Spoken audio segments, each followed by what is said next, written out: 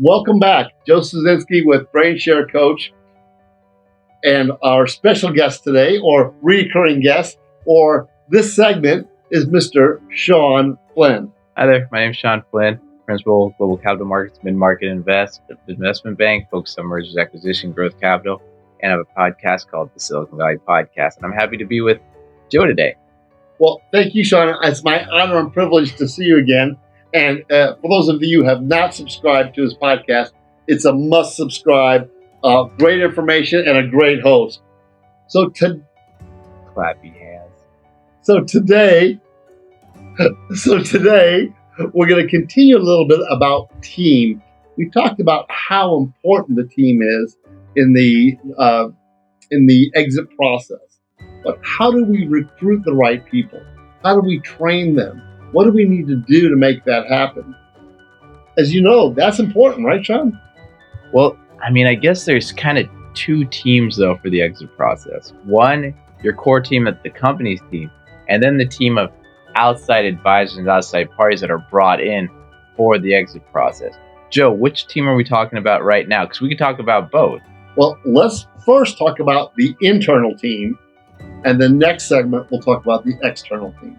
That sounds good to me. Joe, take it away with the internal team. Okay, fantastic. So the internal team is all about getting the right person in the right seat at the right time, going to the right place. So one of the first things I not only suggest but require that a business put together an organizational chart, an organizational structure. Who's responsible for what?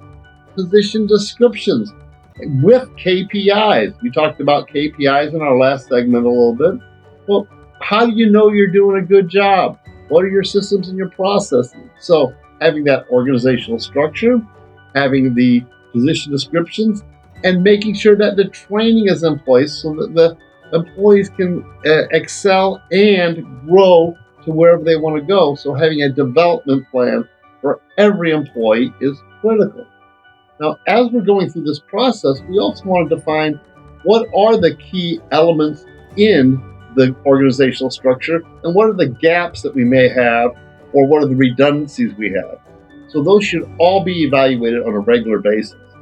And that's the first start of getting your team together, knowing what you need, who you need, what skills, not only from a technical skills perspective, but a soft skills perspective. Understanding the dynamics of the team, the culture, because culture eats strategy. Everyone knows that one. So defining that team internally and making sure you've got the right person in the right seat at the right time, going to the right place. And this will change over time. So be prepared to redo your organizational structure, typically at least every 2 years, if not every year. Everything you just said there, I want to add just a little bit more about the team planning.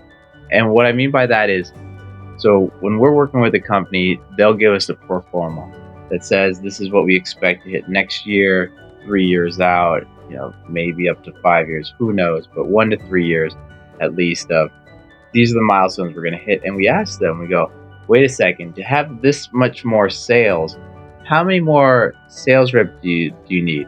Oh, we'll probably need this many. Do you need a sales manager? Yes. Do you need an account manager? Yes. Well, you didn't put them in your pro forma, so now these numbers are off. Okay, now let's add them there. Well, you think their sales are going to hit these milestones, these targets on Q1 of being hired. Well, they have an onboarding process. They need some time to ramp up. Maybe that's not really till Q3 or, they've been there for 6 months. Okay, so now we change these numbers. And what's their base? Because, for the first 6 months, they're not going to be making more than you're paying them. And these are all numbers that you're thinking, okay, this person. And then guess what? If you're making all these sales, you might need new engineers and new customer support. And all these things feed off each other. And if you're just going off a whim, well, that's pretty difficult because some positions you can fill, quicker than others. Some might take a long time when you're thinking, wow, I'm going to need these engineers.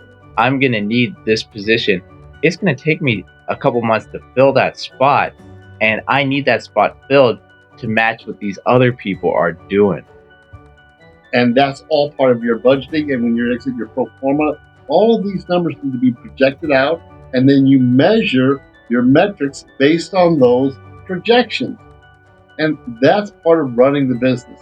And that's part of your KPIs we talked about before, making sure you've got the right team in place to be able to handle that. Joe, it sounds like you must always be thinking, always planning. When do you get to sit on a beach and have Maltai? Well, that's when we sell the business. Ah, excellent. Joe, what are we going to talk about next? Next week, we're going to talk about... I don't know either. You want to talk about the exit? I don't know. Maltais? Let's talk about culture and how important is culture to the company as you're growing. Oh gosh, that untalked about most important thing that can destroy a company or make it to succeed to an unknown height. And if you don't define your culture, it will be defined for you, and you won't like it. It's going to be a good episode. See everyone then.